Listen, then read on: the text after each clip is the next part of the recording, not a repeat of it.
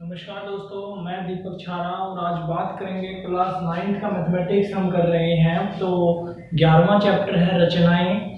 तो उसमें ये रचनाएं जो चैप्टर है इसमें हमें इसकी ज़रूरत क्यों पड़ी उसके बारे में बात कर लेते हैं। जैसे कोई भी हमें बिल्डिंग बनानी है या कोई नक्शा बनाना है कि यहाँ पे इतनी जगह है तो इसमें इतनी जगह में कमरे बनेंगे, इतने में बाथरूम बनेगा, रसोई बनेगी, तो वो चीज़ें पहले से हमने प्लान करनी होती हैं। और जब हम उसको कागज पे प्लान करते हैं उसके बाद हम जो है अपना मकान तैयार करते हैं।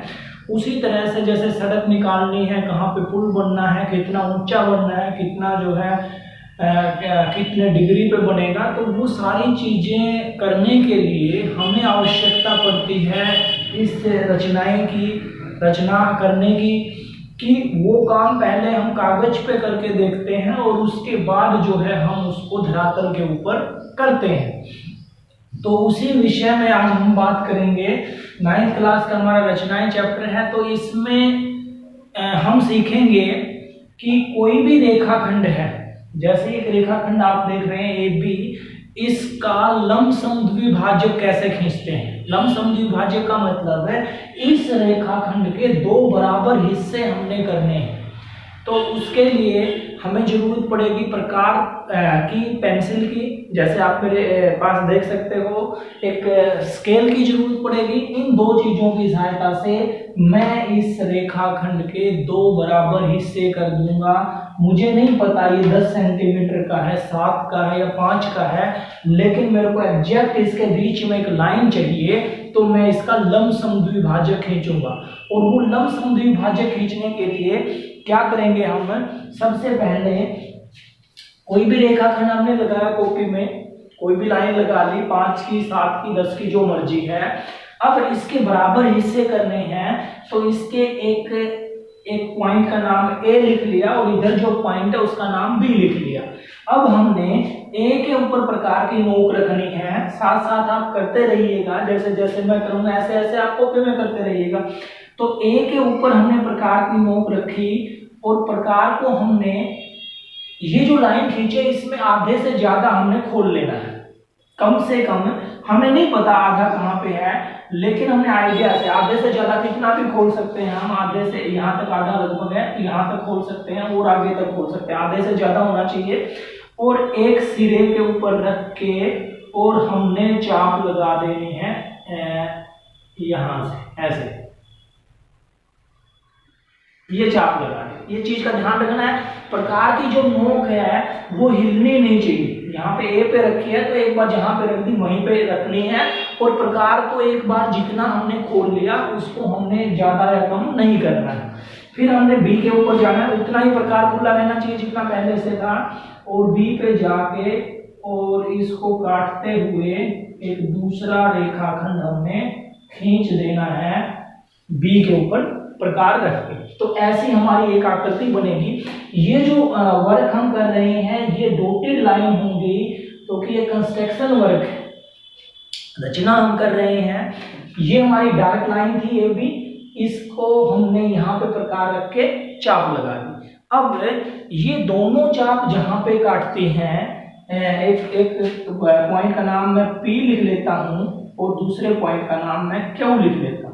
ये दोनों चाप जहां पे काटती हैं, एक बिंदु तो ये चाप काट रही है ये बिंदु, और यहाँ पे चाप काटती है ये बिंदु। इन दोनों को मिलाते हुए, इन P और Q बिंदुओं को मिलाते हुए हम एक लाइन खींच देंगे, एक रेखाखंड हम खींच देंगे।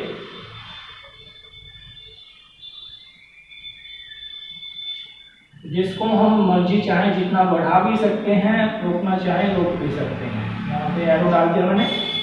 तो ये AB रेखाखंड था, इसका लंबसम द्विभाजक हमने खींच दिया।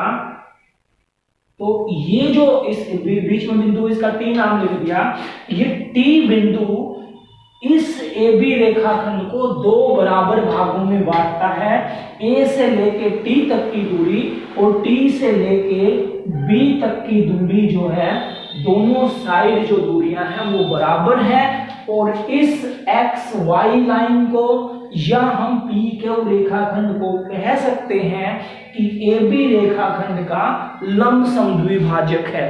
तो ये हमने इसकी रचना कर दी, कंस्ट्रक्शन कर दी, किसी लाइन का लंब समद्विभाजक कैसे खींचते हैं। अब साथ साथ हमें एक दूसरी चीज और देखनी पड़ेगी कि इसकी रचना हमने लिखनी पड़ेगी। जो काम हमने यहाँ पे प्रकार पेंसिल से किया है उसको अपने शब्दों में लिखना पड़ेगा, रचना। अब इसमें हम क्या करेंगे, सबसे पहला काम हमने क्या किया था, रेखाखंड ए बी खींचिए। ये लाइन लिखनी पड़ेगी आपने, रेखाखंड ए बी खींचिए। फिर दूसरा हमने किया है काम, रेखाखंड खींचने के बाद ए पर प्रकार रखकर बिंदु ए पर प्रकार की, इसको निकाल लेते हैं, आसान हो जाएगा, प्रकार की नोट रखकर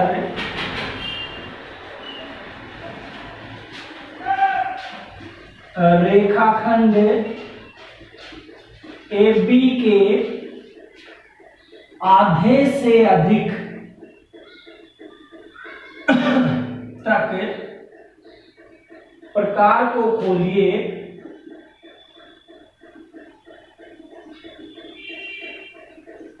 तथा ए बी के ऊपर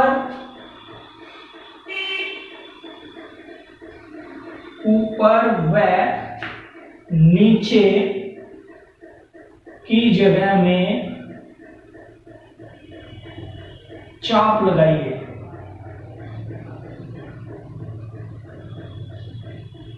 फिर हमने क्या किया, बी पर प्रकार रखकर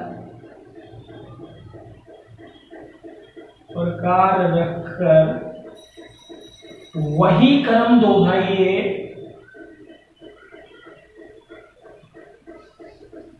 जो ए पर किया। तो दोनों चाप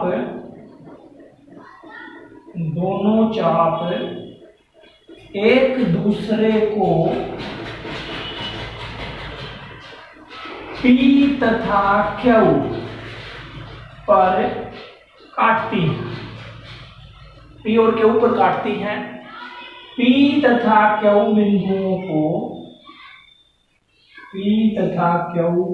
मिलाइए जो AB को T पर काटता है और PQ AB का लंब समद्विभाजक है। लंब समद्विभाजक का मतलब ये है कि ये इस लाइन के ऊपर लंब भी है, लंब का मतलब 90 डिग्री का कोण भी बनाता है और इसको समान दो हिस्सों में बांटता भी है। तो इस तरह से हमने किसी रेखाखंड का लंब समद्विभाजक खींचना है।